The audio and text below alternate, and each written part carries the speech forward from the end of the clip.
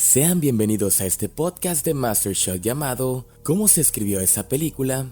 Este podcast tiene como finalidad crear un espacio de análisis paso por paso de los guiones más icónicos en el mundo del cine. En este nuevo episodio hablaré de la 5 veces ganadora del Oscar, El silencio de los inocentes, dirigida por Jonathan Demme y escrita por Ted Talley en un guion adaptado de la serie de libros de Thomas Harris. Mi nombre es Joe Green y este es un podcast de MasterShot llamado ¿Cómo se escribió esa película? Comenzamos. Hablar de Silence of the Lambs o El silencio de los inocentes es básicamente hablar de un thriller de horror, noir o de misterio, pues que básicamente pasó a ser conocida como una de las mejores películas en estos géneros o subgéneros.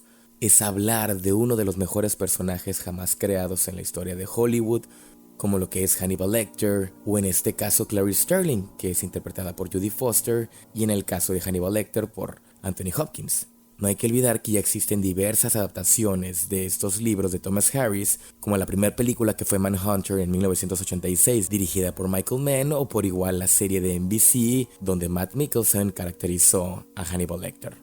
Pero ¿por qué Silence of the Lambs o El silencio de los inocentes se ha vuelto un clásico instantáneo?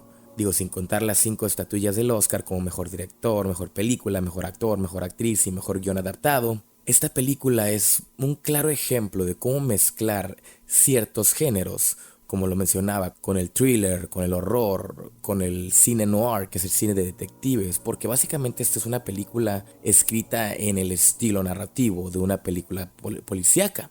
Pero lo que más resalta de ella viene siendo el manejo de su subplot número 1, porque yo creo que esta película en cuestión de guión es un claro ejemplo de cómo un subplot debe aportar a una película en lugar de simplemente distraer al espectador realmente de lo que es el plot del protagonista.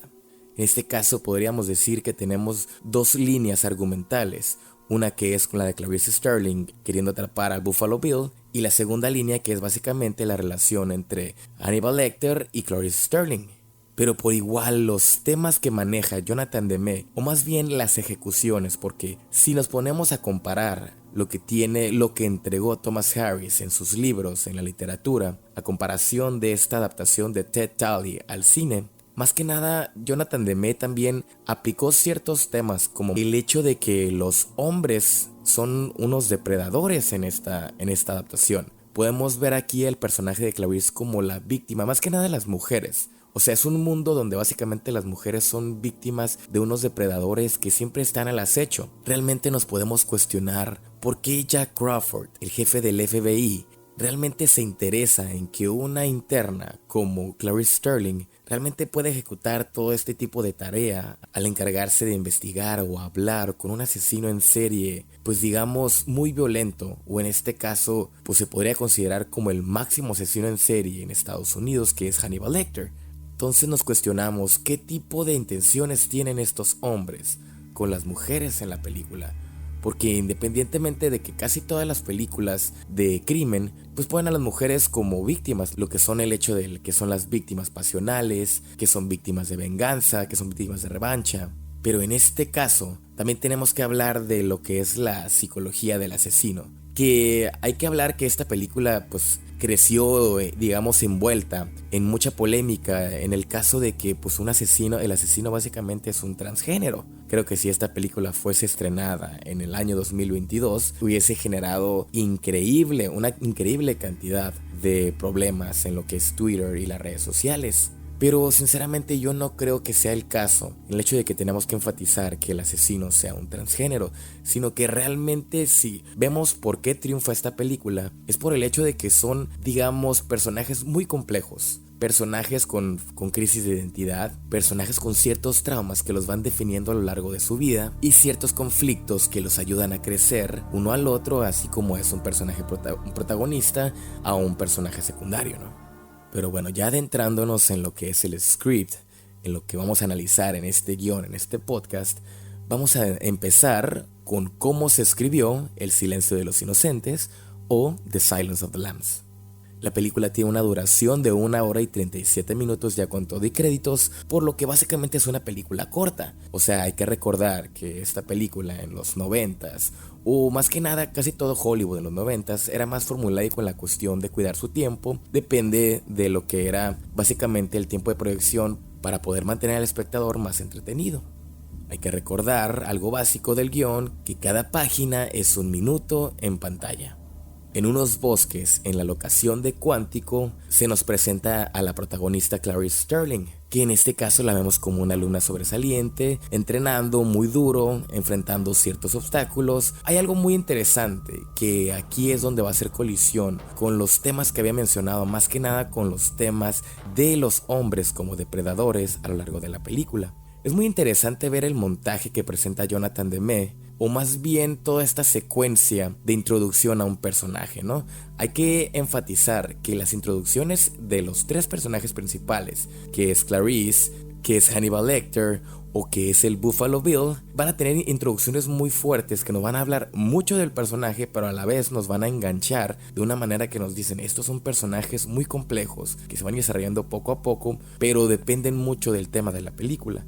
En este caso podemos ver como una analogía de lo que, o sea, en el hecho de ver a Clarice Starling pasando en esta secuencia de entrenamiento, pasando todos estos obstáculos en Cuántico, en los bosques, los podemos ver como una analogía de un ratón en un laberinto. O sea, es como algo pequeño en un mundo, porque hay que recordar que la música de Howard Shore, en este caso, en este intro, es muy dramática. O sea, realmente hay que analizar esta secuencia. ¿Por qué? Porque realmente, ¿quién nos pondría en una secuencia de entrenamiento una música muy dramática, muy caótica en ese sentido? Entonces podemos ver como en esta analogía esta rata, digamos, pasando todos esos obstáculos en un mundo fuerte, en un mundo que realmente es malo. Por ejemplo, en esta mujer, en un mundo que es malo con las mujeres. Entonces yo creo que queda perfecto el hecho de cómo es la personalidad de Clarice Starling, porque no se deja someter por estos obstáculos, por estos hombres a lo largo de la película, ¿no? Rápidamente llega la llamada, que es básicamente lo que avanza el plot, o más bien lo que iniciaría el plot, que sería que Crawford, el jefe del FBI, quiere ver a Clarice Starling en su oficina. Porque hay que entender que esto sirve como el A Day in a Life. O sea, venimos rapidísimamente a lo que es A Day in a Life, un día en la vida de los personajes, que lo vuelvo a repetir como cada episodio. El A Day in a Life funciona para conocer al personaje, para conocer el mundo en el que vive, cuáles son las reglas del universo y en cierto punto cuáles son los personajes secundarios con los que se va a ir desenvolviendo, ¿no? Volvemos a este plano secuencia donde vemos todas las instalaciones de Cuántico, donde vemos a todos estos hombres quedándosele mirando, acosando, desvistiendo con la mirada a Clarice Starling, que a pesar de que viene en su uniforme, con pants, con sudadera, toda sudada, realmente pues muy poco atractiva, olorosa, aún así la siguen hostigando y la siguen tragando con la mirada a los hombres. Entonces desde aquí ya estamos dejando en claro este tema de que los hombres son unos depredadores en este mundo y las mujeres son las víctimas. Recordamos la locación, que es las ciencias de la conducta del FBI, y recordarles que el jefe del FBI es Jack Crawford. Ya llegando a la oficina de Jack Crawford, Clarice tiene su primer enfrentamiento con básicamente lo que sería Buffalo Bill. Y no es un acercamiento físico, sino realmente vemos a través de exposición ciertos recortes en pantalla. Más bien ya vemos cómo el personaje de Jack Crawford está preparado, digamos, todo este diseño de producción.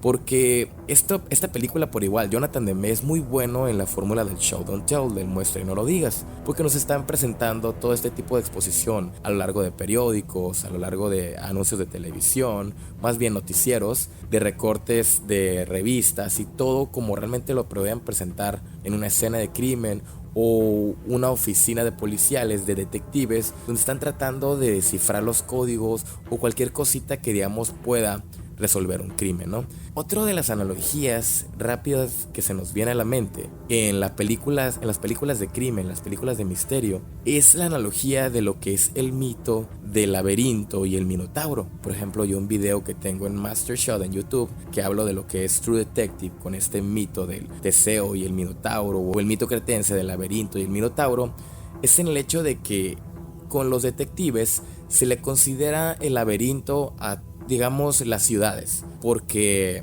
nuestro héroe inicia de tal manera donde tiene que empezar a investigar desde cero y digamos que tiene que ir desenvolviendo todo este hilo en el laberinto que son las calles, o en, podemos decir también, las cuestiones mentales, hasta llegar al centro del laberinto, que viene siendo donde se va a encontrar al monstruo, o en este caso el monstruo viene siendo el asesino en serie. Entonces sí podríamos tomar como que esta película, con la estructura noir, con la estructura del cine negro, podría tomarse como este otro mito, o esta analogía del mito cretense del laberinto y el minotauro, ¿no? Regresando a los recortes del Buffalo Bill, vemos que ya tiene 5 víctimas, y nuevamente, ¿qué es visualmente lo que les hace a sus víctimas? Que las puede, en este caso, despellejar. Digamos que vamos a entender apenas cuál es el modus operandi de este asesino. O sea, todavía no sabemos cuál es su motivo, todavía no sabemos realmente nada sobre el asesino, que si quién es, que si es hombre o mujer. Es el primer encuentro, digamos, que tiene Clarice o Jack Crawford con el asesino, que sería Buffalo Bill.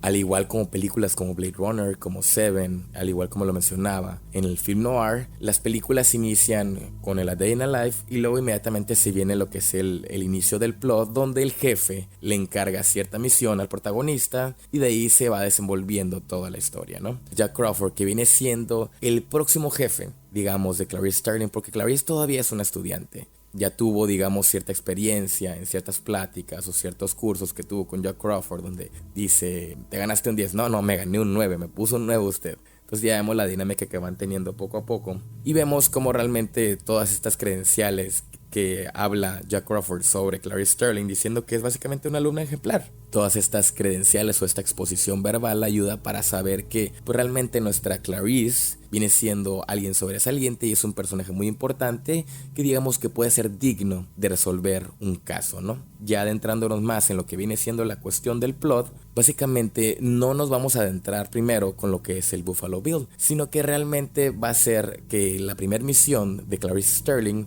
va a ser el hecho de tener que interrogar a asesinos en serie.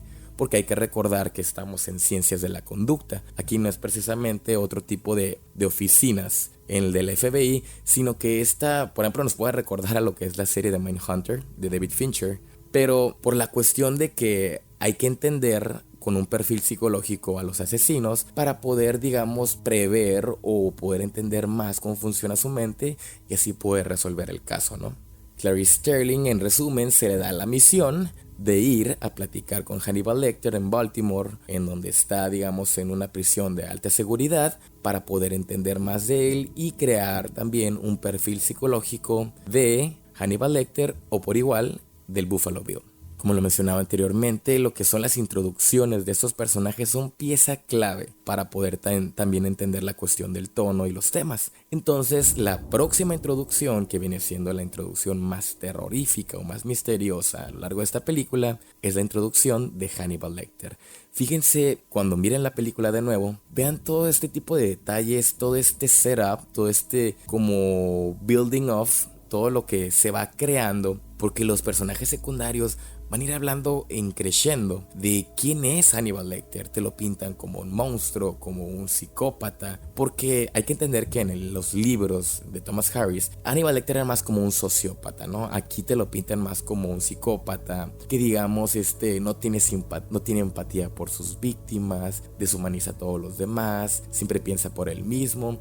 Entonces, todo este setup que nos van creando a lo largo de esta secuencia, donde Clarice está llegando a la prisión de alta seguridad en Baltimore, pues nos va creando ciertas expectativas donde dices, ay, canijo, o sea, entonces Hannibal pues es el mismísimo diablo en persona, ¿o qué onda? O sea, Hannibal caníbal. Entonces sabemos que entonces es un caníbal que se come a sus víctimas, pero a la vez es una persona muy educada, es una persona muy inteligente, que pues realmente puede manipular. O sea, Jack Crawford le advierte más que nada a Clarice de que dice, aléjate de Hannibal y no permitas que se meta en tu cabeza. O sea, ¿a qué se refiere con meterse en su cabeza? Pues el hecho de mencionarle cierta información suya, revelar la información para que le pueda hacer daño y, digamos, la pueda destruir mentalmente o psicológicamente, ¿no? Ya por igual en este plano secuencia que se muestra cuando Clarice Starling está llegando poco a poco en las instalaciones del hospital de Baltimore, del centro de detención de Baltimore, vemos por igual como todos los hombres, todos los policías siguen acosándola con la mirada. Por igual vemos cómo se establecen todas estas reglas de seguridad en la cuestión de Hannibal, en una construcción tipo de terror, porque básicamente nos van a presentar un monstruo. Pero vemos como Clarice es muy valiente, o sea, realmente no se está, digamos, aterrorizando o deteniendo, diciendo como que a la madre, o sea, ¿qué onda con este monstruo? Sino al revés, realmente vemos que es el personaje, el protagonista ideal para ser, digamos, que el espejo de este psicópata, de este monstruo. Llegamos a los 12 minutos y realmente conocemos a Hannibal Lecter. Pero antes quiero mencionar algo sobre lo que es el diseño de producción. Y aquí me refiero con el diseño de producción, cómo están construidos los sets. Si nos remontamos a la película del 86 con Mindhunter, la película de Michael Mann, vemos como este setup, o más bien el diseño de producción, es mucho más realista. Vemos como ciertas celdas que pueden ser cualquier prisión en la vida real. Pero a diferencia, esta película, Jonathan Demme, se va más con la cuestión como de la Edad Media. ¿A qué me refiero con la Edad Media? O sea, son como más como calabozos, como ciertos pozos, como al igual lo sigo mencionando en la cuestión del laberinto y el minotauro. Entonces desde ahí vemos cómo es el hecho de adentrarnos como en los laberintos de la psique humana. O sea, desde ahí ya todo este diseño de producción de esta película ya está haciendo tanto énfasis en estos detallitos que nos van creando todo un mundo, todo un universo terrorífico, todo lleno de misterio, todo lleno de tensión, de este thriller psicológico que nos va a desenvolver a lo largo de la película con estos, digamos, personajes más macabros o intensos. Por otro lado, vemos a los personajes secundarios ya al lado de las celdas de Hannibal, porque hay que recordar que Hannibal tiene que ser la última celda, porque es como que si fuese el villano o realmente el chilo de los villanos del videojuego, ¿no? O sea, tienes que pasar, tienes que escalar, y vemos como vas viendo ciertos psicópatas, ciertos, digamos, locos, y entre uno de esos está este famoso Mix, que digamos que es como un pervertido sexual, que en este caso pues menciona algo que no sé si decirlo, pero bueno, lo voy a decir. Básicamente le dice, I can smell your cunt. Entonces es básicamente, digamos, volvemos a lo mismo con el tema de la violencia de los hombres a las mujeres. Aquí vemos una violencia directa sexualmente, con lo que viene siendo, porque Mix es un pervertido, es un señor ya trastornado, que digamos está abusando de todo este tipo de violencia verbal o sexual con Clarice Sterling, que es apenas una jovencita, ¿no? Tenemos el primer encuentro de lo que es Hannibal con Clarice o Clarice con Hannibal, y vemos para empezar cómo funciona este tipo de celda o qué es lo que tiene ahí Hannibal Lecter. Vemos que lo torturan con ciertos programas de gospel o cierta música, o realmente cuando hace ciertas cosas pues digamos que lo castigan quitándole sus dibujos o ciertas digamos recuerdos, memorabilia. Pues básicamente es lo único que le queda en esta prisión de máxima seguridad para poder recordar. Pero algo muy curioso, porque también vemos los dibujos de Hannibal Lecter y le pregunta a Clarice, oye, ¿tanto detalle tiene? Y sí, o sea, imagínese estar aislado tanto tiempo en un lugar sin ventanas, sin la luz del sol. O sea, realmente ha de ser súper claustrofóbico y muy traumante. Entonces, lo único que le queda es tanto detalle de la memoria de Hannibal, pero por igual vemos cómo este detalle, esta memoria, todas estas habilidades que tiene este psicópata, pues a la vez que impresionan, también dan mucho miedo, pero realmente nos muestra como que es un hombre muy culto, muy, digamos, muy letrado. Entonces desde ahí vemos, realmente nos impresiona esta construcción del personaje de Hannibal, que sinceramente, o sea, si esta película saliera en el 2022 con esta construcción de personaje, obviamente se ganaría la estatuilla del Oscar. O sea, no veo como un personaje tan bien creado, tan tridimensional como Hannibal Lecter tuviese competencia realmente. ¿Por qué? Porque es uno de los mejores personajes de la historia de Hollywood. Iniciamos con esta dinámica que tiene lo que es la plática entre Hannibal Lecter y Clarice Sterling, y cierta exposición se presenta básicamente en la cuestión de lo que es el Buffalo Bill, porque básicamente lo que quiere Clarice es poder crear un perfil psicológico del Buffalo Bill con la ayuda de Hannibal Lecter. Pero en este caso viene una dinámica muy interesante, que es cuando realmente vemos que Hannibal Lecter quiere algo a cambio. O sea, siempre va a querer algo a cambio, porque como lo mencionaba, es un personaje con poca empatía que siempre piensa en sí mismo. Vemos la cuestión de el inicio de lo que sería el trauma, o en este caso el fantasma de Clarice, que básicamente viene siendo la muerte de su padre. Está muy interesante cómo se van a presentar, digamos, esta dinámica de flashbacks. Los voy a enumerar con el pasar del tiempo, porque conforme van pasando estos flashbacks, 1, 2, 3, 4, 5, como van pasando, nos van presentando, digamos, en manera cronológica el trauma que lo lleva a lo que sería el nombre de la película, que es El silencio de los corderos, ¿no? Que es algo muy importante en el subplot que se va a crear entre la dinámica de Clarice y Hannibal Lecter. Llegan los 19 minutos y vemos realmente cómo se rompe esta plática gracias a que Clarice, pues digamos, quiere que Hannibal Lecter llene unos cuestionarios. Aquí es donde Hannibal dice, no, también que íbamos y tenías que romper con todo esto. Pero aquí, digamos, se rompe la dinámica y vemos cómo realmente se tiene que retirar de la sala de Clarice Sterling. Pero antes de eso va a haber, digamos, un momento muy asqueroso, pero a la vez que va a detonar otra secuencia de acción, que viene siendo básicamente cuando Mix, este pervertido, le lanza semen en la cara a Clarice Sterling.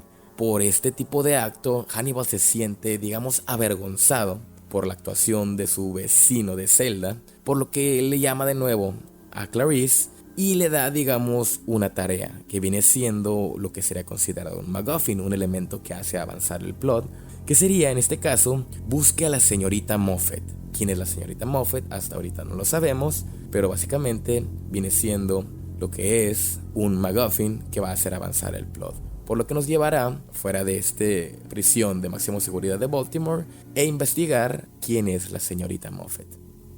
Como les mencionaba, con la cuestión de los flashbacks, llega a los 20 minutos el primer flashback de Clarice, que nos muestra que su padre era un policía. En este caso vemos cómo era la dinámica en que su padre llegaba todos los días y ella básicamente lo esperaba ansiosamente, pero pues como es un policía corría ciertos riesgos realmente de no regresar algún día.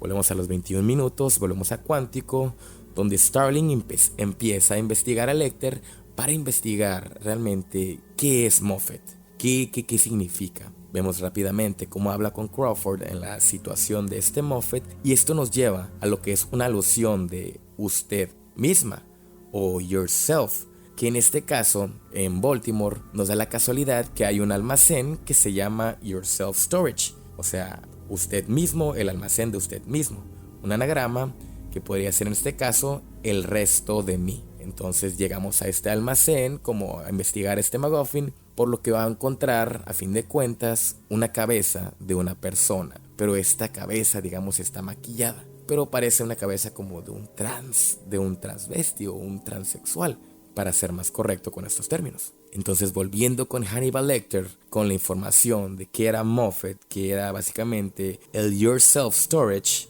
vemos lo que es quién es el origen de esta cabeza, o sea, a quién le pertenecía esta cabeza que encontraron en el almacén, y nos da la información de que esta cabeza pertenece a Benjamin Rapspel, que era un transexual, que digamos era un antiguo paciente de Hannibal Lecter, que no realmente era un asesino, pero digamos que tenía ciertos traumas que no le caían demasiado bien a Hannibal Lecter, ¿no? Una de las cosas más interesantes aquí con la cuestión de este transexual es que podemos empezar a ver el inicio de otro tema que se va a tomar a lo largo de la película y que va a tener relación con el Buffalo Bill. Que hay que recordar que lo que se menciona con la cuestión de los transexuales es que hablan del tema de la transformación, del tema de la identidad de crisis, de realmente cómo no estar a gusto con lo que es uno mismo, y también con el hecho de cómo tener que lidiar con la cuestión de que no eres aceptado en una sociedad cuando digamos tienes estas crisis y estas impotencias para poder sentirte realmente lo que tú eres. Llegamos a los 30 minutos en lo que sería la cortina del cambio de acto, de lo que sería del primero al segundo acto, con lo que Clarice le presenta una oferta a Hannibal Lecter a cambio de que pueda ayudar a crear el perfil psicológico del Buffalo Bill. Y esta oferta consiste básicamente en poder cambiarlo a otra ciudad, a otro centro de máxima seguridad, pero que tendrá ciertas libertades, ¿no? Digamos que cierta música, ciertos libros, poder salir a una playa, caminar en la playa, poder nadar en el océano, obviamente con un equipo de SWAT de seguridad máxima, pues vigilándolo. Entonces digamos que aquí es donde pues le empiezan a lavar el coco, lo más quieren jugar con lo que es Hannibal Lecter y él va a tratar de decidir si aceptar o no. Llega a los 31 minutos y entramos a lo que es el segundo acto. Aquí entrando en el segundo acto inmediatamente cambiamos lo que es el mundo. O sea, hay que recordarles de nuevo que cada acto es básicamente la entrada a un nuevo mundo. Ya no puede haber marcha atrás, ya tomamos ciertas decisiones que en este caso, por ejemplo, ya Clarice y Hannibal ya se conocen, ya hubo una proposición para poder incluso trabajar juntos, ¿no? Entonces ya en este nuevo mundo que viene siendo en el minuto 31, vamos a conocer en una intro muy interesante a lo que sería el asesino en serie, el Buffalo Bill. Y más que nada lo vamos a conocer a través de la acción en un show don't tell en Memphis, Tennessee, donde vemos a esta chica que básicamente podríamos considerarla como una presa, ¿no? Aquí vemos en cierto punto otra analogía del lobo y Caperucita Roja, donde esta persona que viene siendo, todavía no voy a mencionar el nombre de la víctima, esta chica promedio americana escuchando American Girl de Tom Petty, va digamos en un día normal en su vida, donde va a llegar a su departamento, pero qué casualidad, fuera de ese departamento hay un hombre con una lesión, digamos con un yeso en la mano, que trata de subir a una camioneta un sillón. Obviamente este hombre batalla mucho y se hace la víctima para básicamente buscar la ayuda de lo que sería la chica. En este caso la chica la ayuda y oh casualidad, oh sorpresa, que resulta que la chica termina siendo secuestrada por lo que básicamente podríamos decir o deducir es el Buffalo Bill. No sabemos todavía cuál es el nombre de Buffalo Bill, pero hay que entender que, bueno, ya se ha revelado con anterioridad. Sinceramente ahorita en este episodio hay tantos elementos de esta película de Silence of the Lambs que podríamos, o sea, yo podría ir como con datos curiosos a lo largo de cada minuto, a lo largo de cada segundo que va pasando en esta película, pero son tantas las cosas que realmente haría como un episodio de 2 horas, ¿no? Pero por ejemplo, en una de las pláticas que tiene Clarice con Hannibal, se menciona por qué le dicen, cuál es el origen del apodo del Buffalo Bill. Y esto se decía en una de las comisarías de Kansas, de la policía. Había un chiste que se menciona que este asesino deja en cueros a sus víctimas. Entonces tiene relación con la cuestión de los indios que dejaban básicamente despellejados, como le quitaban la cabellera a sus víctimas. Entonces por ahí fue la cuestión del Buffalo Bill. Regresando a toda esta secuencia de introducción del asesino en serie, vemos cómo de volada tiene un sello que lo va a caracterizar a la hora de atrapar a sus víctimas, que es básicamente revisar la talla de blusa o de ropa que utilizan las mujeres. En este caso menciona, eres talla 14, y revisa y efectivamente es talla 14, que es exactamente lo que buscaba. ¿Por qué? Todavía no lo sabemos, pero esa es la constante de las víctimas que utilizan. Y por otro lado son constantes de chicas con cierto color de tez y digamos cierta complexión, ¿no? Se enfoca en su espalda y realmente todavía no sabemos también por qué es lo que quiere con su espalda, básicamente. Llega a los 35 minutos y llegamos de nuevo a una secuencia de entrenamiento en cuántico, donde ahora sí Crawford reivindica la misión de Sterling y le dice básicamente, te vas conmigo y vamos a resolver el caso de Buffalo Bill. Volviendo a la cuestión cinematográfica, en la cuestión del guión, esta película es básicamente como Seven, o sea, en la cuestión de que es un whodunit, el quién lo hizo. O sea, se va a ir poco a poco revelando a través de estas pistas, a través de estos misterios, de entrevistas, de todos estos MacGuffins, quién es el asesino. O sea, en ese caso, aquí no va a haber tanto la dinámica de que se tienen ciertos sospechosos, sino que realmente pues se viene develando a través del perfil de Hannibal Lecter que va creando quién es el Buffalo Bill básicamente, ¿no? Pero realmente es eso, a fin de cuentas es un whodunit, porque aún no sabemos quién es precisamente y dónde vive este asesino. La ubicación es Clay, Virginia, y vemos lo que sería el sexto caso o el sexto asesinato del Buffalo Bill, y donde digamos cuál es el modus operandi con sus víctimas, que si el hecho de que como las deja, ya habíamos dicho que las cuestiones de que las deja en cueros, pero aquí entendemos a través de cierta exposición entre un diálogo que tiene Clarice y Crawford, vemos su modus operandi en el hecho de que las deja vivas por 3 días. No tiene abuso físico ni violación antes de morir. Básicamente toda esta mutilación viene considerado post-mortem o después de estar muerta. Les dispara a las chicas y las deja tiradas frente al río. Básicamente les quita la piel post-mortem y luego las desecha. O sea, realmente, ¿por qué hace esto? O sea, no entendemos todavía cuál es el motivo.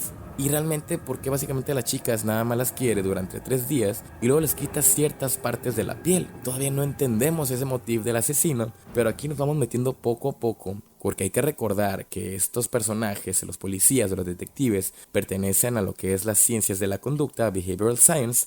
Entonces estamos empezando a crear el perfil psicológico de lo que viene siendo el Buffalo Bill, ¿no? Sterling deduce en este caso, dice, es un hombre blanco. ¿Por qué un hombre blanco? Porque los asesinos siempre cazan dentro de su propia raza. Algo muy curioso, ¿no? Pero por otro lado dice, este asesino tiene su propia casa, no es un departamento. ¿Por qué? Porque todo este tipo de cosas, el mantener a los personajes, o más bien el mantener a las víctimas durante 3 días, requiere de privacidad. O sea, esto no lo puedes hacer en un hotel, en un departamento, porque pues digamos hay más gente involucrada. Entonces en una privacidad de tu casa puedes hacer todo esto por meses y meses y meses. Bueno, a diferencia por ejemplo en Seven, que en este caso el asesino rentaba y pagaba todo puntualmente por 1 año, 2 años para mantener a sus víctimas, pero pues digamos que era un modus operandi mucho más discreto que lo que es el Buffalo Bill, ¿no? Entonces seguimos con lo que es el perfil psicológico. Este hombre promedio tiene entre 30 y 40 años. Es físicamente fuerte y está mejorando en lo que es su modo de trabajar. ¿Por qué? Porque en este caso vemos que ahora maneja de mejor manera la manera de quitarle la piel a las víctimas. Vemos aquí cómo este personaje no piensa detenerse hasta realmente cumplir su cometido, ¿no? Llegan los 37 minutos. Y realmente nos preguntamos, ¿y el informe de Lecter y su oferta? O sea, ¿qué ha pasado con esa? ¿Por qué aún no están trabajando con Hannibal Lecter?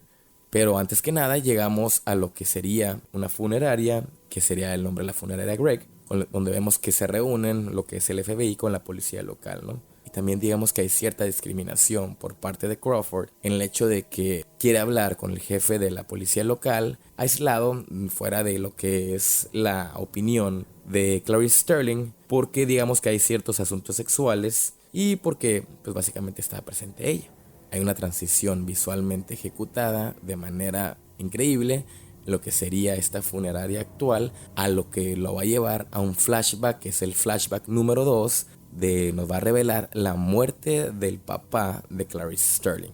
Minutos después vemos a lo que sería ya la autopsia o revisar el cuerpo de la mujer que se encontró en el río. Entonces después de revisar y digamos confirmar ciertos motivos o realmente el modus operandi del asesino de lo que es el Buffalo Bill, Clarice deja o realmente encuentra otro MacGuffin que va a ser básicamente encontrar en la garganta de la víctima un capullo de un insecto. Este capullo se va a convertir en un MacGuffin que va a hacer avanzar el plot para llevarnos a lo que va a ser en el minuto 46, donde Clarice tiene que investigar sobre cuál es el origen de este capullo y básicamente va a hablar con unos expertos que son amigos suyos sobre realmente en qué consiste o realmente qué significa este capullo de insecto. De nuevo en esta escena, uno de los personajes, que es básicamente, podría considerarse uno de los amigos de Clarice Sterling, empieza a coquetearle a lo que es Clarice, que le dice, oye, detective, ¿y usted qué hace cuando no está trabajando? No es de las chicas que le gusta ir por una hamburguesa, unas papas fritas, una malteada. Y realmente Clarice vemos cómo es tan interesante el personaje que le responde, ¿me está coqueteando, doctor? Y básicamente le responde, sí, le estoy coqueteando, ¿no? Entonces Clarice ya vemos cómo va creciendo el personaje y va aguantando de mejor manera el acoso de los hombres, o más bien digamos nulificándolo. De volada llega la sorpresa de qué especie es o realmente cuál es la respuesta a este capullo. Entonces aquí el investigador nos da la respuesta de qué especie pertenece este insecto, que viene siendo una Acherontia styx, o mejor conocido como la polilla cabeza de la muerte. Un dato muy interesante que solo viven en Asia y son importadas y alimentadas con miel y solano. Esto nos lleva a una transición de secuencia a secuencia en el minuto 48, donde vemos la guarida del Buffalo Bill. En un plano secuencia conocemos más que nada detalles del diseño de producción de este personaje, que les vuelvo a reiterar, el diseño de producción nos da mucha información en un muestra y no lo digas, en un show don't tell.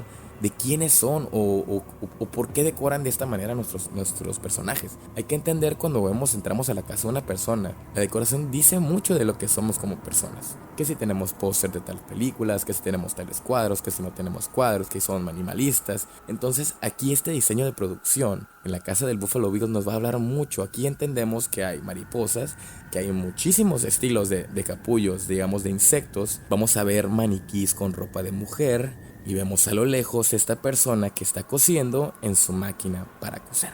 Al lado de él está la mujer encerrada en un pozo. Rápidamente en el minuto 49 regresamos a la locación de Cuántico, donde vamos a ver a lo largo de todas las televisiones de este lugar cómo las noticias nos van a presentar lo que es este caso, la desaparición de la hija de la senadora, que en este caso viene siendo la víctima del Buffalo Bill. El nombre de esta víctima es Catherine Martin, de 25 años, hija de la senadora Ruth Martin, que es básicamente la víctima.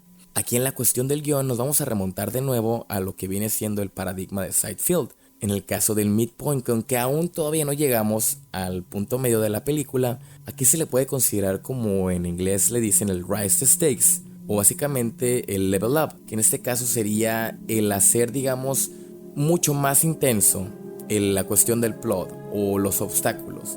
Como le mencionábamos anteriormente, si en ciertos plots enfrentaste a un villano chiquito, ahora en este caso elevar lo que son los obstáculos, te vas a enfrentar a un villano mucho más grande. Pero en este caso no es precisamente que sea otro villano, sino que en este caso, valga la redundancia, el caso policíaco se va a hacer de talla nacional. Es una noticia nacional donde básicamente la involucrada es la hija de la senadora. Aquí el manejo que presenta Ted Talley y Jonathan Demme en el discurso que presenta la senadora, en este caso dirigiéndolo a lo que sería el Buffalo Bill a través de la televisión, es un diálogo muy interesante. Y por igual, por si no nos queda muy claro, el personaje de Sterling, de Clarice, y su compañera nos refuerzan a través de este diálogo expositivo el hecho de cómo básicamente la senadora está repitiendo muchas veces el nombre de Catherine, de su hija, para que en este caso funcione, digamos, de manera indirecta y quedarse en el subconsciente del Buffalo Bill y crear empatía al ver que la hija de la senadora, Catherine, no es un objeto que lo pueda desechar o matar como si nada, sino que es un ser humano. Entonces, que pueda crear empatía con ella y tratar de no matarla, sentir compasión por ella, a fin de cuentas. Llegan los 51 minutos y aquí realmente, ahora sí, llegamos a lo que es la ayuda de Hannibal Lecter. De vuelta a la dinámica con este trato que le había presentado Clarice Sterling a Hannibal Lecter, ahora se refuerza con que la senadora promete transferirlo al hospital de veteranos y básicamente tener en una isla cerca de Nueva York, ¿no? Pero aquí digamos que no vemos a Hannibal Lecter como un personaje pasivo que simplemente esté reaccionando a lo que a lo que pide Clarice Sterling, sino que aquí es donde se establece una dinámica mucho más interesante, que es la de la frase quid pro quo. En este caso, tú me dices cosas de ti y yo te revelo información sobre lo que quieres saber, en este caso sobre el Buffalo Bill. Entonces iniciamos con esta dinámica del quid pro quo y aquí es donde lo que le había tanto dicho Jack Crawford a Clarice de que no dejes que se meta en tu cabeza Hannibal Lecter, pues básicamente valió. ¿Por qué? Porque Clarice aquí le va a empezar a revelar cosas suyas a Hannibal Lecter, que es básicamente lo que vamos a entender que es su fantasma, ¿no? Seguimos con toda esta información de lo que es el padre de Clarice, cuál fue su muerte, que fue asesinado aquí por 2 ladrones, un día no llegó a su casa y quedó huérfana después de los 10 años porque había perdido a su madre anteriormente. Regresamos a la dinámica quid pro quo. Ahora básicamente Hannibal Lecter le menciona: esta polilla significa cambio. ¿Y a qué se refiere con cambio? ¡Pum! Volvemos. Quid pro quo. Ahora tú me dices y luego yo te sigo diciendo más. Volvemos a trauma de Sterling, que es donde se revela qué pasó después de que perdió a sus padres. Ella fue a vivir con su familia en un rancho donde pues básicamente se criaban ovejas y caballos. Y el tiempo de duración que vivió con esta familia fue solamente 2 meses. Después de esto, digamos, aquí es donde empieza como les comentaba, este foreshadowing del trauma, o más bien del nombre de lo que es Silence of the Lambs, el silencio de los corderos. o El silencio de los inocentes a la cuestión de la traducción, ¿no? Pero antes, quid pro quo. Billy, o sea, en este caso ya la información que le da Hannibal Lecter es que Billy odia su identidad, que es básicamente un transexual. Ya poder entender más la cuestión psicológica en el perfil de Buffalo Bill, podemos decir que el sistema pues lo convirtió en un criminal por orillarlo a no ser aceptado. Conocemos aquí que Buffalo Bill pudo tener, digamos, cierta intención de generar un cambio de sexo, y solo se da a conocer que hay 3 centros donde se realizan este tipo de operaciones de cambio de sexo, y donde posiblemente estos 3 centros rechazaron las solicitudes para el cambio de sexo del Buffalo Bill. Vamos a llegar al minuto 59, donde ahora sí, básicamente sería el midpoint de la película, donde el Dr. Chilton, que este doctor que vemos que solo quiere protagonismo con los medios y con todo el mundo, le revela a Lecter en una manera celosa, obviamente con Crawford, porque el FBI no está trabajando con él, le revela a Lecter que el trato que tenía con Crawford y con Clarice era una mentira. Esto, digamos, que le crea cierto coraje a Lecter y lo va a empezar, o le va a llevar a actuar de cierta manera para crear su venganza, ¿no? Lecter revela que el nombre de Bill es Lois. En este caso, Chilton quiere algo a cambio, obviamente, en lo que podría ser el nuevo deal o el nuevo trato con la senadora. Llegamos a la hora con 1 minuto en la locación de Memphis, donde Lecter se encuentra con la senadora. Lecter menciona que el nombre de Buffalo Bill es Louis Friend, que aquí pues digamos, podríamos decir por qué Hannibal Lecter lo diría tan rápido de esta manera. Podemos dudar que tiene, digamos que tiene dudosa precedencia este nombre falso. Bueno, en este caso no sabemos si es falso, ¿no? Por otro lado, se nos da la conexión que tenía Buffalo Bill con lo que era su antiguo paciente Benjamin Rapsfield, que hay que recordar que básicamente era el personaje que encontramos la cabeza pintada de un transexual. Estos eran amantes en su tiempo y luego se separaron por ciertos conflictos básicamente originados en la cuestión de que Buffalo había matado a una persona de cierta manera, ¿no? Acto seguido, Lecter fue muy grosero con la senadora, por lo que básicamente su deal casi estaba muerto, pero luego inmediatamente, en una actitud tipo quid pro quo, Hannibal Lecter le revela 1.75, musculoso, 80 kilos, pelo rubio, ojos azules, 35 años, y la última vez que dijo su locación vivía en Filadelfia. La senadora reacciona y no sabemos si realmente su deal sigue en pie, pero básicamente esta información fue de vital importancia. Y otra cosa que hay que decir, una frase genial de Hannibal Lecter. Ay, senadora, una última cosa. Su traje es asombroso. Hay que recordar que siempre, básicamente, Hannibal le da carrilla o le cierta información, ciertas bromas a Clarice Starling, como diciendo, no veas tus zapatos baratos. Por otro lado, el Dr. Chilton vemos cómo comparte esta información a los medios, mientras Clarice trata de, digamos, ganar de vuelta la confianza de Lecter. Llegamos a la hora con 8 minutos y vamos a empezar a ver en esta secuencia lo que sería el motif del asesino. El hecho de entender la cuestión del cambio de sexo, o más bien el tema de la aceptación social. Volvemos al quid pro quo y volvemos a lo que sería el trauma de Clarice. Entonces, ¿en qué nos quedamos en la cuestión del trauma de Clarice? Cuando estaba en esta granja, pues digamos que Clarice trató de liberar a estas ovejas, por la que no pudo liberar a todas las demás, porque el hecho de que menciona a Clarice, les abrí la puerta pero no quisieron salir. Es lo que más me traumó. Se robó a una y dijo, mínimo quiero tratar de salvar a una. Entonces aquí empezamos a entender, más que nada, también otro de los motivos, que sería el origen de por qué Clarice se hizo policía. Vemos cómo estos corderos son asesinados y pues digamos Clarice no pudo escapar tan lejos, donde fue recogida básicamente por el sheriff de la ciudad o el de la ciudad, y lo regresaron a lo que sería el rancho, para lo que después el ranchero pues básicamente mandaría a Clarice al orfanato. Pero ¿qué podemos entender por esta cuestión de salvar a una oveja mínimo? Ya vimos que esta oveja no la pudo salvar porque era muy pesada y pues básicamente era una niña de 10 años. Entonces, ¿qué podríamos entender hasta ahora en el hecho de que por qué salvar a estas ovejas? O más bien, ¿qué era lo que seguía asustando a Clarice? Que ella nos revela que era básicamente estos gritos que parecían de niños, que básicamente eran los gritos de los corderos, ¿no? El grito, en este caso, de los lambs o de las ovejas. Aquí en esta locación donde tienen encerrado a Hannibal Lecter, digamos en Memphis, hay un dato muy curioso que vendría siendo básicamente como un highlight, ¿no? O sea, de referencia. Aquí en esta escena vemos como, independientemente de que Clarice, los policías se la llevan y la van a mandar de vuelta a Cuántico, vemos el hecho de cuando ciertos policías la están escoltando hacia afuera. Uno de estos actores básicamente es George Romero. Así es, George Romero, el creador de Dawn of the Dead, Land of the Dead, de todas estas películas de zombies famosas, series B. ¿Por qué? Porque digamos que son amigos o nos dan a entender el origen de las películas series B de Jonathan Demme, ¿no? Otro de los actores, que es en este caso una de las víctimas aquí de Hannibal Lecter en esta secuencia, pues básicamente eran actores que salían en sus primeras películas de Jonathan Demme. Simplemente es un dato curioso.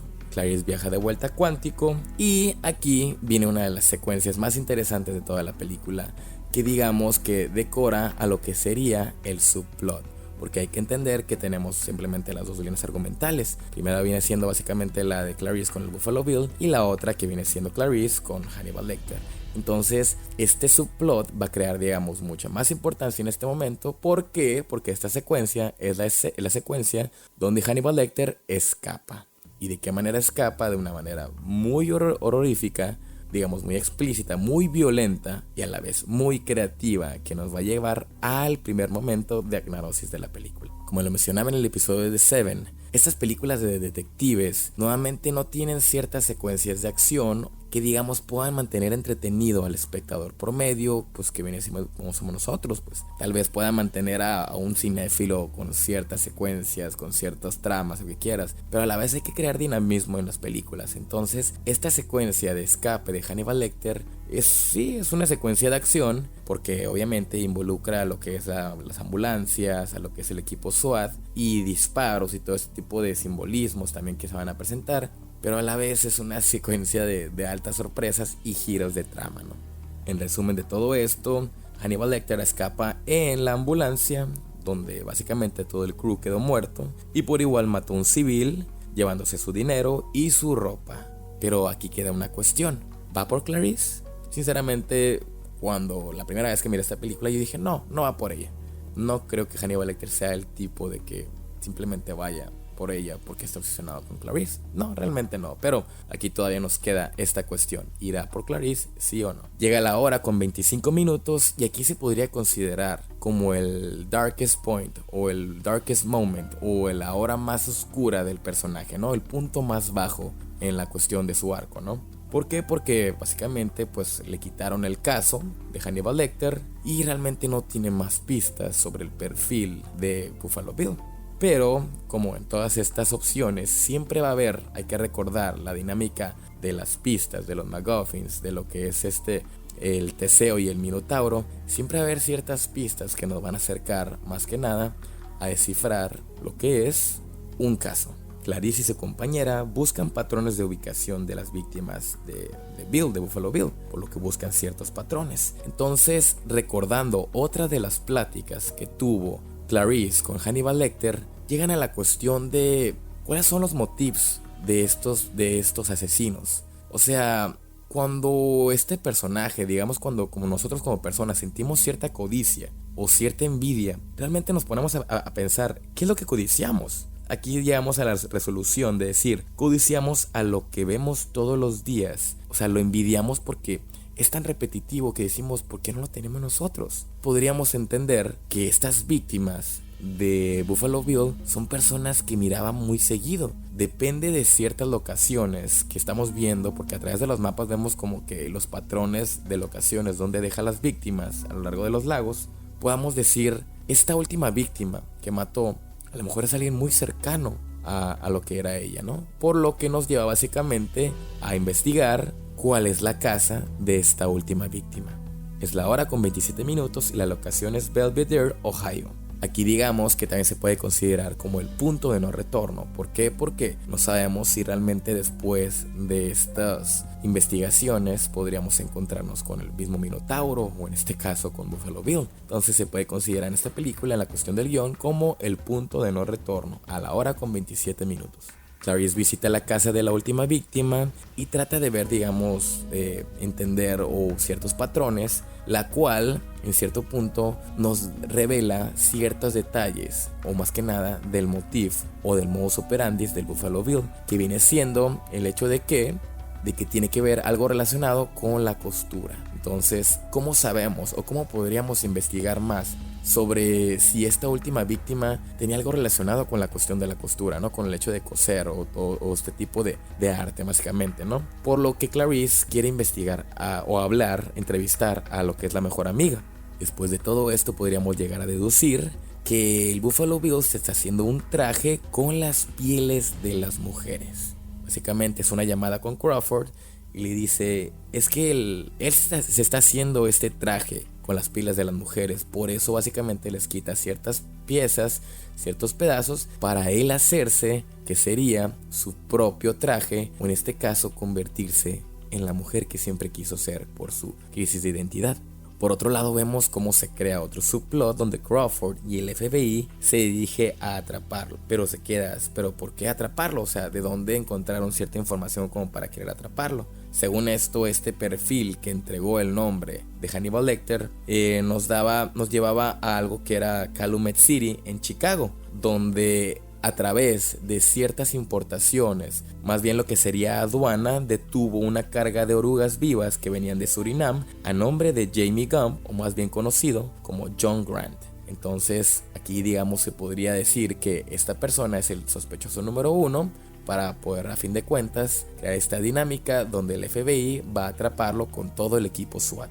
Llegamos a la hora con 33 minutos y vamos a ver ahora lo que es una de las secuencias más memorables de toda la película, que es básicamente ver cómo este Buffalo Bill se está maquillando o se está preparando para hacerse ver como la oruga nueva, o más bien como la nueva mariposa, que en este caso sería su transformación a una mujer. La canción que suena es Goodbye Horses de Kay Lazarus, una canción que básicamente cobró mucha importancia, o digamos se hizo de culto gracias a esta secuencia o a esta escena. Pero algo muy interesante en esta secuencia, porque básicamente es una secuencia mientras estamos viendo en dos escenarios. En una es básicamente el maquillaje o toda esta transformación que tiene el Buffalo Bill, y por otro lado vemos como Catherine roba a Precious, que es la perrita del Buffalo Bill. Roba a Precious, la baja a lo que es el pozo y básicamente amenaza al búfalo de matarle a su perrita si no le da un teléfono o la deja escapar. Seguido de esto, a la hora con 37 minutos, Clarice consigue la dirección de lo que sería la señora Littman, que era básicamente la señora que le daba clases de costura a la última víctima del Buffalo Bill, por lo que lo lleva a investigar cuál es la ubicación de esta señora Littman. A la hora con 38 minutos comienza a lo que sería una secuencia muy interesante, ¿no? Aquí, como les mencionaba, lo que diferencia mucho, digamos, en toda la saga de Hannibal o todos estos libros adaptados de Thomas Harris, que fue Hannibal el origen, que es El silencio de los inocentes, que es Manhunter, que es El dragón rojo, que es la película de Hannibal, que viene siendo la secuela.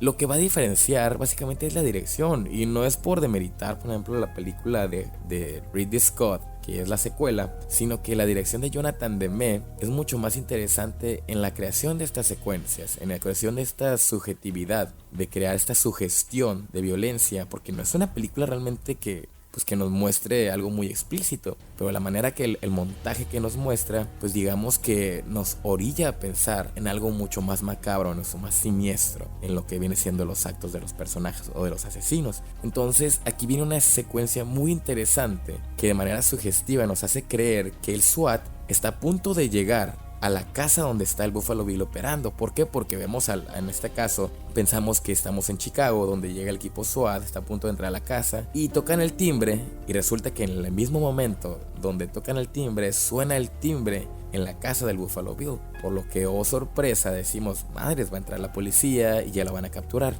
Y a fin de cuentas, como un momento de acnarosis, o podemos decir como un plot twist, es que realmente el equipo SWAT no está en la casa donde está el Buffalo Bill. La persona que llegó a la casa del Buffalo Bill fue Clarice, porque podríamos entender que la casa del Buffalo Bill es la casa de la señora Littman. ¿Y qué pasó con la señora Littman? Aún no lo sabemos.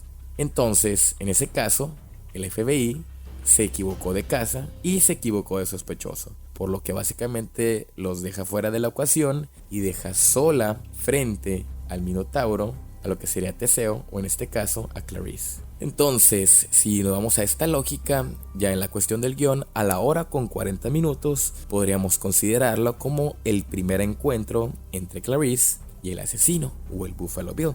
Clarice pide información sobre lo que es la señora Lipman, por lo que le dice, pues quiero investigar más. Y en cierto caso, Bill, queriendo encubrir cierto tipo de información, le dice, déjame le doy una tarjeta de sus hijos, creo que por aquí la tengo, ¿no? Pero sorpresa, sale una mariposa y esto básicamente hace sospechar, o más bien, en este momento de agnarosis, de sorpresa, Clarice se da cuenta de que está justo enfrente del asesino en serie. Por lo que al minuto con 41 minutos, por lo que aquí podríamos ahora sí considerar en la cuestión del guión, entramos en la confrontación. Como les voy recordando a lo largo de todo este episodio, aquí vemos esta secuencia del laberinto de Teseo y el Minotauro, ¿no? Y más que nada todavía volvemos a lo mismo, del diseño de producción. Esta casa, este decorado que tiene el Buffalo Bill, donde es todo muy claroscuro, donde realmente casi no hay iluminación. Incluso al último, en toda esta oscuridad se pierde totalmente lo que es la visión de Clarice en una mano armada, enfrente a una confrontación mano armada contra lo que sería Buffalo Bill. Aquí vemos cómo incluso con estos googles de visión nocturna,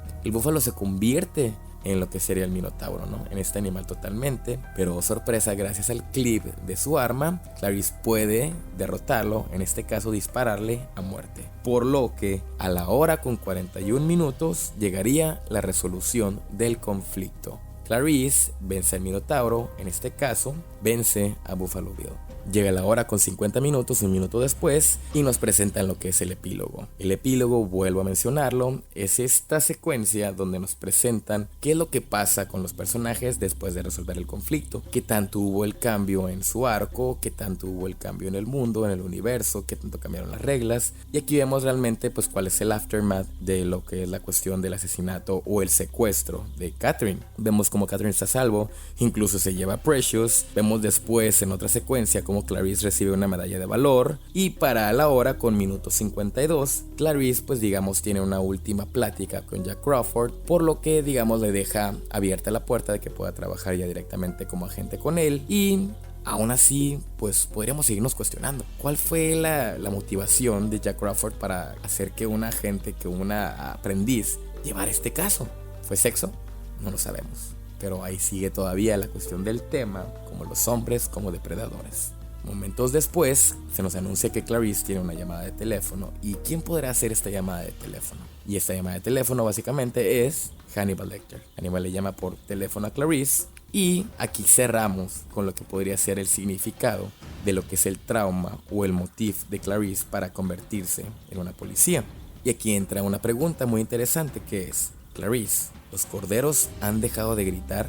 ¿Se han callado las voces? ¿Por qué? Porque hay que entender que estas voces, estos gritos de niños, estos gritos de los inocentes, de los corderos, era lo que realmente atormentaba todas las noches a Clarice. Entonces ella creía que si salvaba tan solo a una víctima, estas voces podrían callarse. ¿Por qué? Pues que básicamente, si no puedo salvar a todos los corderos o a todas las víctimas de estos asesinos, por lo menos quiero salvar a uno. Pero no sé si salvar a uno va a hacer que estas voces, que estos gritos se callen. Entonces esta es de vuelta a lo que sería el significado, más bien la pregunta de Hannibal Lecter. ¿Callaron las voces, Clarice? No lo sabemos aún.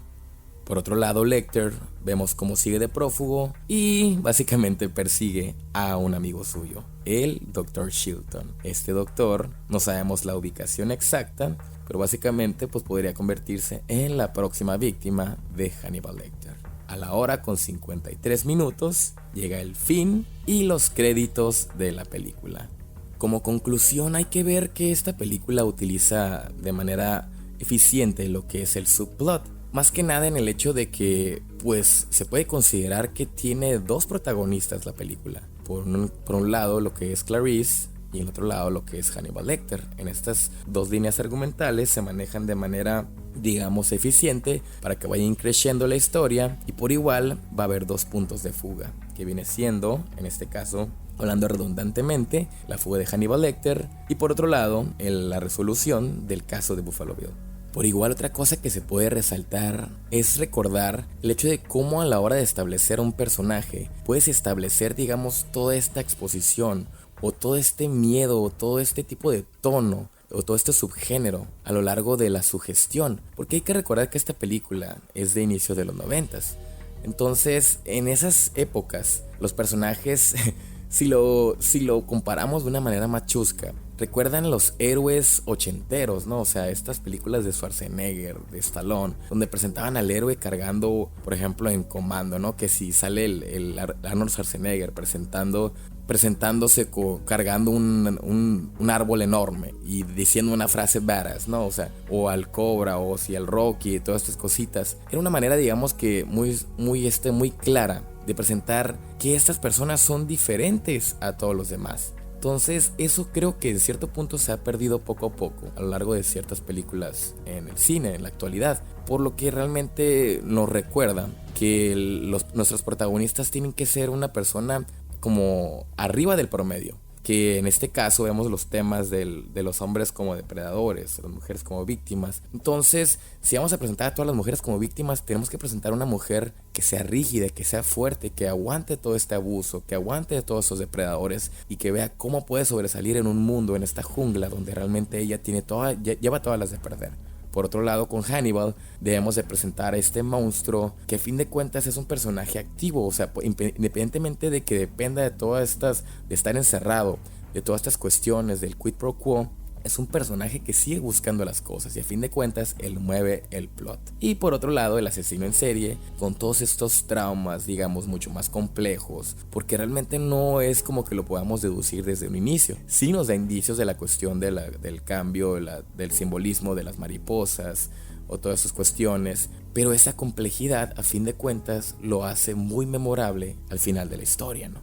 Pero bueno, ya ustedes podrán sacar sus conclusiones y ver realmente por qué esta película pues ganó 5 premios de la Academia y por qué se ha vuelto una película de culto y la mejor en toda la serie, incluso la serie de NBC, incluso las precuelas de Manhunter de Michael Mann, porque es la mejor película de Hannibal Lecter en la historia, ¿no? Quiero recordarles que este audio será subido por Spotify y por igual los encontrarán en mi canal de YouTube de Master Shot, donde pueden dejarme sus comentarios al respecto o realmente sugerencias o ciertos datos curiosos sobre esta película del Silencio de los Inocentes. En redes sociales me pueden encontrar en Instagram como YoGreen30, donde acepto peticiones para próximos análisis y cualquier duda que pueda resolverles en la cuestión del guión cinematográfico. Sin nada más que agregar, yo soy Joe Green y este fue un podcast de Master Shot llamado ¿Cómo se escribió esa película? Hasta luego.